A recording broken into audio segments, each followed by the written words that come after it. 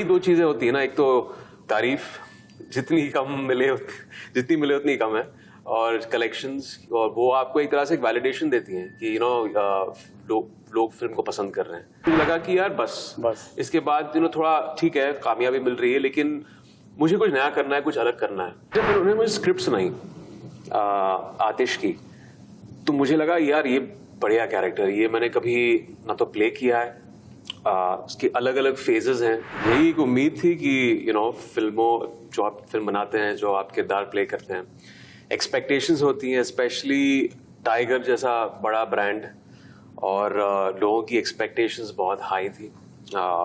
उस पे आप एक तरह से खरी उतरी है पूरी जो हमने मेहनत की है, मनीष की जो मेहनत, सलमान, कटरीना, वायरफ की जो पूरे क्रू ने जो मेहनत की, और 2 साल से शूटिंग चालू है फिल्म की, चालू थी, और उससे पहले भी बहुत काम गया है प्री प्रोडक्शन में।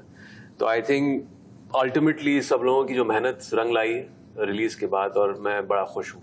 तो यही दो चीजें होती है ना, एक तो तारीफ जितनी मिले उतनी कम है, और कलेक्शंस, और वो आपको एक तरह से एक वैलिडेशन देती हैं कि लोग फिल्म को पसंद कर रहे हैं जो अभी मिल रहा है। टाइगर फ्रेंचाइज का, वायरफ की फिल्मों का, स्पेशली मिस्टर आदित्य चोपड़ा की फिल्मों का मैं बहुत बड़ा फैन रहा हूँ बहुत सालों से। और एज अ एक्टर यही चाहते हैं आप कि आप अच्छे लोगों के साथ काम करें, एक सेटिस्फैक्शन मिलती है, एक सिक्योरिटी मिलती है, क्योंकि आप जानते हैं कि अगर आप वायरफ की फिल्म कर रहे हैं तो आपको पता है कि प्रेजेंटेशन अच्छा होगा, उसकी कहानी अच्छी होगी,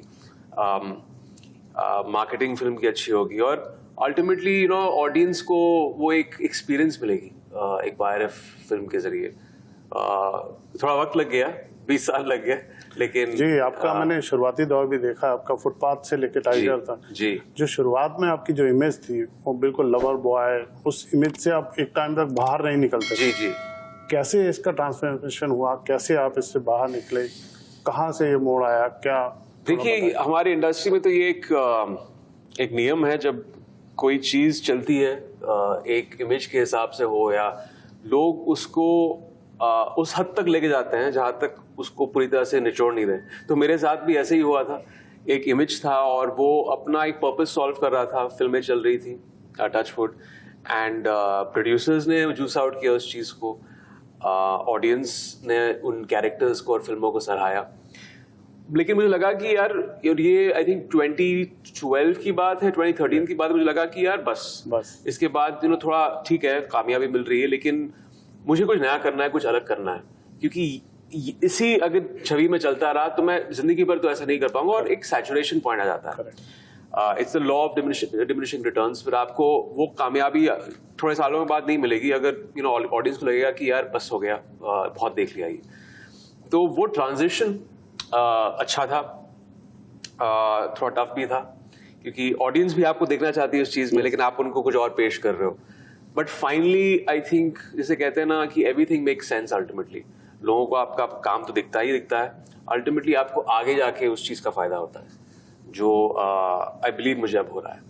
टाइगर के लिए मुझे याद है शानू शर्मा ने शायद आपसे अप्रोच किया था जी। कैसे आपके टाइगर के लिए? तो ये एक्चुअली लॉकडाउन के बाद की बात है। लॉकडाउन तभी खुला था कोविड के बाद, और मुझे याद है कि शानू का मैसेज में आया, शानू शर्मा जो वायरफ की कास्टिंग हेड है, तो उन्होंने कहा कि would you want to come and have a coffee with Manish Sharma, we doing something special.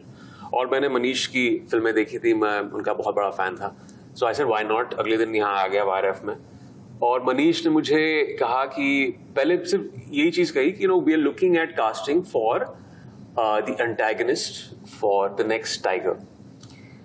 मैं ऑनेस्टली थोड़ा सा स्केप्टिकल था, because when you hear the word antagonist, आपको एक प्रीकंसीव नोशन आपके दिमाग में आता है, and I have generally played all grey characters होंगे, लेकिन अलग किस्म के कैरेक्टर्स प्ले किए। लेकिन जब उन्होंने मुझे स्क्रिप्ट सुनाई आतिश की, तो मुझे लगा यार ये बढ़िया कैरेक्टर, ये मैंने कभी ना तो प्ले किया है, उसके अलग अलग फेजेस हैं लाइफ के।